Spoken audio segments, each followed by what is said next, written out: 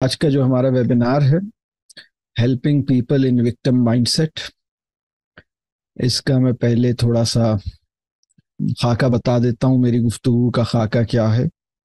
سب سے پہلے میں بات کروں گا کہ وکٹم مائنڈ سیٹ کیا ہے، اور اس کو اردو میں ہم کہتے ہیں احساس مظلومیت۔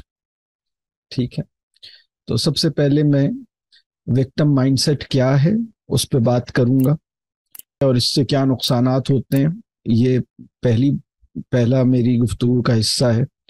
اس کے بعد پھر میں ایک بہت ہی خطرناک قسم کا سیلف اسسمنٹ شیئر کروں گا، جس میں 17 سوالات ہیں۔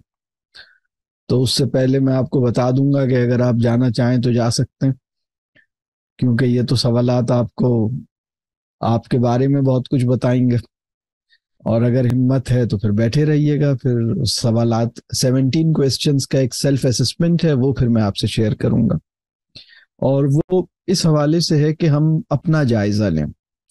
یہ جو پورا جس کانٹیکسٹ میں یہ ویبینار ہو رہا ہے کہ وکٹم مائنڈڈنیس یا وکٹم مائنڈ سیٹ یا وکٹم مینٹیلٹی، اس کا ہم کس درجے پہ، کہیں ہم خود تو کسی درجے پہ شکار نہیں ہیں، اور اگر ہیں تو یا اس کی ٹینڈنسی ہمارے اندر پیدا ہو رہی ہے تو اس کو ذرا ہم اپنے آپ کو دیکھیں۔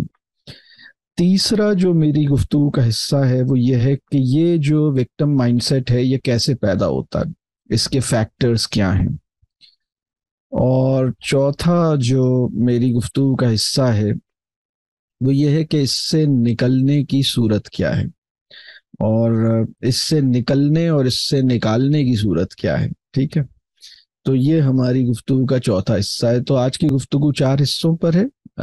وکٹم مائنڈ سیٹ کیا ہے اور اس کے کیا نقصانات ہیں، پھر ایک سیلف اسسمنٹ ہے اس حوالے سے، پھر اس کے بعد یہ کیسے پیدا ہوتا ہے، اور پھر اس کے بعد اس سے نکلنے اور نکالنے کی صورت کیا ہے۔ یہاں سے اپنی بات شروع کرتے ہیں۔ احساس مظلومیت، دیکھیے اس وقت دنیا میں صورتحال یہ ہے کہ لوگوں کی تربیت نہیں ہوئی ہے، لوگ تعلیم یافتہ تو ہیں لیکن ہدایت یافتہ نہیں ہیں۔